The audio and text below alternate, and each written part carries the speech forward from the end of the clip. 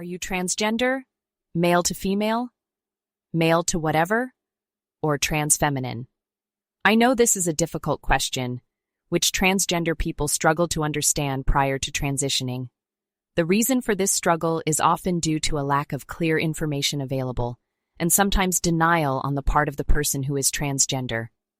There is a possibility that you are struggling with accepting that you are transgender because you have repressed your gender identity for so long and you can no longer deny it.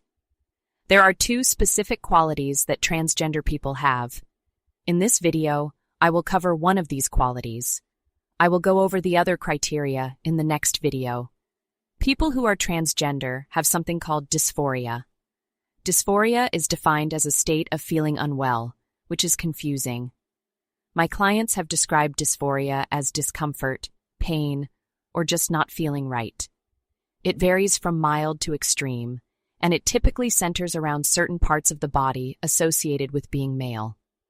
The dysphoria is frequently associated with secondary sex characteristics, such as facial hair, body hair, sharper facial structure, broader shoulders, narrow hips, high muscle mass, and of course, your current genitals. Think for a moment. Do these qualities in your body cause you pain, discomfort, or feel wrong to you?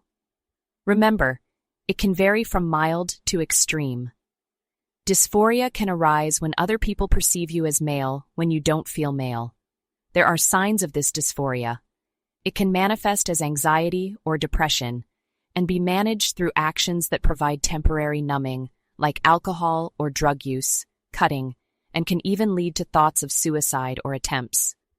People who are transgender and use coping mechanisms such as these may not be aware in the moment that this behavior is connected to their dysphoria.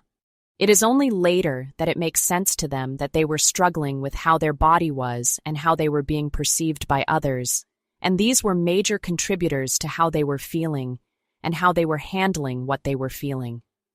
While there are people out there who have depression or anxiety, people who struggle with cutting or addictions, and these people are not transgender, the difference is, for the person who is transgender, these things tend to decrease or subside after transitioning when their dysphoria decreases.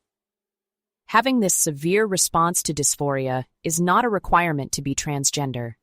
Not everyone who is transgender identifies with this intense dysphoria. Others feel poorly about their body, but it's not nearly as evident.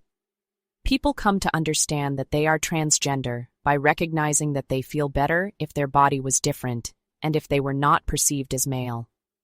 By the way, feeling better at the conceptual change, just imagining this change, does mean that you have dysphoria. It's just less obvious. To determine if you have dysphoria, I want to ask you a few questions. How do you feel about your body as it is? Does it feel uncomfortable, painful, or just not right? Imagine you could never change it. What feeling arises from this thought? That thought may actually intensify dysphoria. Next, imagine the alternative. Imagine your body differently. Imagine your body with breasts, a more curvaceous figure, a round face with soft features, smooth skin without any body hair or facial hair, and different genitals. Does imagining this provide a sense of relief? If the answer is yes, then you have dysphoria, which is the first criterion for being transgender. I hope this video provided some clarity for you. As I said in the beginning, there are two components to determining if you are transgender. Having dysphoria is the first criterion. Watch the next video to look for the second component.